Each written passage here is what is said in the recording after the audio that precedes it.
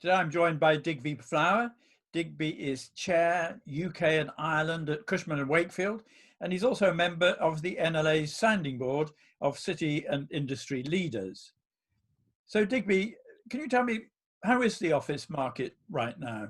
The honest answer to that is we're in the very early stages of starting to return to normality as offices reopen, but obviously those are offices with social distancing. The day-to-day market has in essence been in abeyance for the last 12 weeks, and there have been very few inspections undertaken during that period or new interest in buildings developed, at least on a day-to-day basis.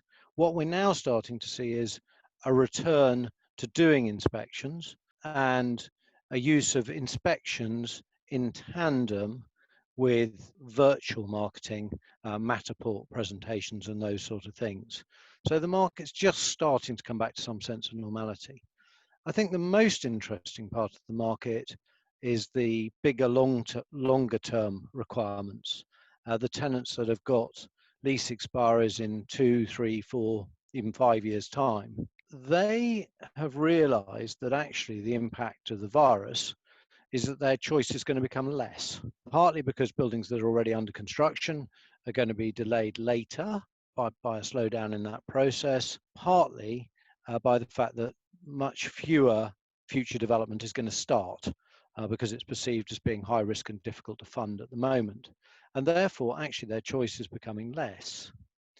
And then there's another factor behind that, which is that with coronavirus, there is a recognition that buildings that are 25 or 30 years old are becoming increasingly obsolete and not able to function in a post-COVID environment because air conditioning systems in those buildings won't be capable of being economically upgraded to increase air volumes, to introduce filtration, to separate office and WC systems. And so there is actually a bigger push factor there. And actually just being able to roll over and stay a bit longer in the existing building is becoming less of an option. What do you think the impact of the increase we've seen in home working, what impact is that going to have on the longer term office market, do you think? We've had over the last 12 weeks the biggest experiment there's ever been in home working. Our experience per square foot database that we've run for some time now includes surveys of 40,000 people post the virus in the home working environment. And that shows that employees are as productive working from home and that actually they have increased levels of collaboration and an enhanced ability to focus on specific projects. But the downside is a loss of connection and bonding. So people are not being able to make the same level of connectivity with their colleagues and with their clients. And it's definitely having an adverse impact on learning and mentoring and the sort of thing that goes on in the office as part of the bigger projects, but doesn't really happen online. But interestingly, that survey says that 73% of the workforce now believes that companies should combine some level of working from home. How will that, do you think, change, let's say, the future of the workplace, how we design the workplace, and in fact, the agglomeration of offices in central business districts? Where we're going to go is that we will have the new norm will be a total workplace ecosystem. And what I think I mean by that is that the workplace will no longer be in a single location, but it will be an ecosystem of different locations to support different functionalities, and that will be around space required for concentration and space required for connection and connectivity.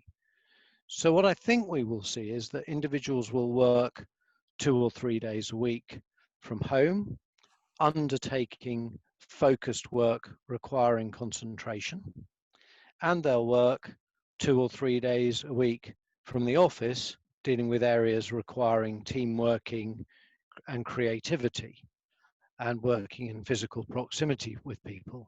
And therefore, the purpose of the office going forward will change and will be to provide a destination that strengthens cultural connections, that's a place of learning and bonding with clients and with colleagues, and that fosters creativity and connection. So Digby, what do you think the impact on the design of offices will be? There's some obvious short-term things that are called for, which is touchless design, facial recognition technology for security systems, such that barriers automatically open as you approach when the system recognizes you, phone apps enabling you to change things within your building, automated taps and WCs, and probably robotic cleaning is not far away. If you can have a robotic lawnmower that cuts your grass, why can't you have a robotic hoover that cleans the carpets in the office? I think there'll be a much greater emphasis on bonding and culture, and a much greater emphasis on the office as a representation of brand. And therefore, that will be about more branded entrances, more branded receptions, and actually having a greater representation of businesses as you come into the office and in the physical representation of the office. I think there'll be an emphasis on the team working and collaborative space. So that will mean that about higher quality client entertainment spaces, about better meeting room spaces, about presentation spaces that really work both physically and remotely, so incorporating telepresence. And I think there'll be even more importance on breakout spaces and external spaces and being able to get out onto terraces and that sort of thing.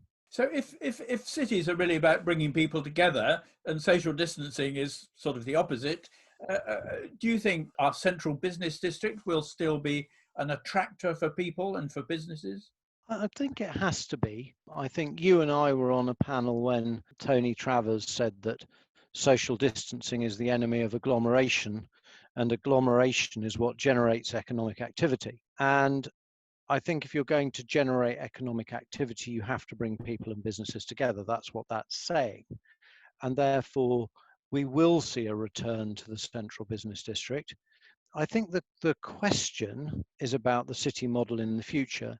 Does that actually mean that the city centre becomes the hub and you then go to a hub and spoke model, and that people that work remotely might go to a remote centre outside of the city core for part of them? So that would be part of the ecosystem that I was talking to, and they would only actually go into the head office in the city core less frequently.